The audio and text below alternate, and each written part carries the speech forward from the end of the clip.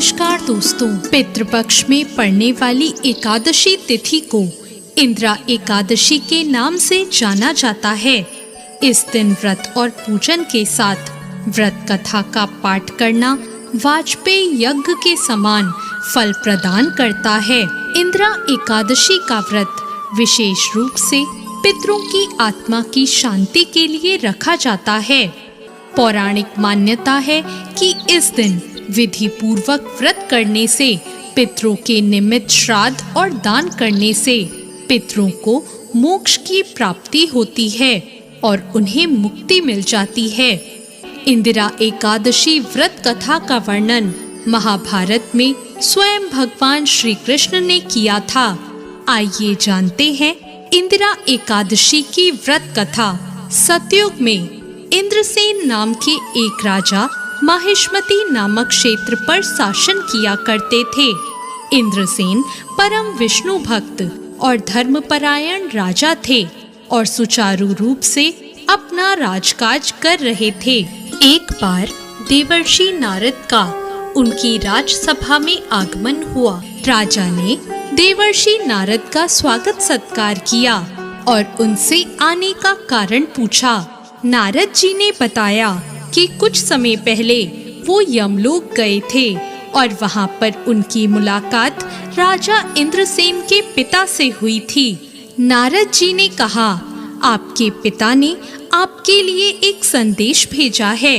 उन्होंने कहा है कि उनके जीवन काल में एकादशी का व्रत भंग हो जाने के कारण उन्हें अभी तक मुक्ति नहीं मिल पाई है और उन्हें यमलोक में ही रहना पड़ रहा है।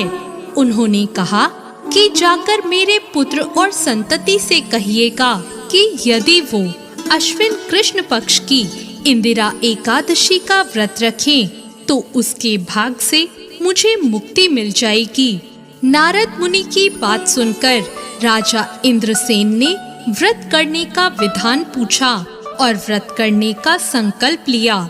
राजा ने पितृपक्ष की एकादशी तिथि पर विधि पूर्वक व्रत का पालन किया और अपने पितरों के निमित्त मौन रहकर ब्राह्मण भोज और गौदान किया। इस प्रकार राजा इंद्रसेन के व्रत और पूजन के भाग से उनके पिता को यमलोक से मुक्ति मिली और उन्हें वैकुंठ लोक की प्राप्ति हुई। उस दिन से ही इस व्रत का नाम इंदिरा एकादशी पड़ गया और इंदिरा एकादशी के व्रत करने के पुण्य के कारण राजा इंद्रसेन को भी अपनी मृत्यु के बाद स्वर्ग लोक की प्राप्ति हुई थी। पितृपक्ष में पड़ने वाली इस इंदिरा एकादशी के व्रत से पितरों को मुक्ति मिल जाती है और आपको उनका आशीर्वाद। इंदिरा एकादशी के दिन सुबह जल्दी उठकर स्नान करने के बाद सूर्य देवता को अर्घ दें। फिर भगवान विष्णु का ध्यान करके व्रत का संकल्प करें। अपने पितरों को याद करते हुए भगवान विष्णु की तस्वीर पर गंगा जल, पुष्प, रोली और चावल का भोग लगाएं और यह ध्यान रखें कि भगवान के भोग में तुलसी की पत्ती को जरूर रखें। पूजा करने के बाद पितरों का श्राद्ध करें और ब्राह्मणों को भोजन कराकर उन्हें अपनी क्षमता के हिसाब से दान दें।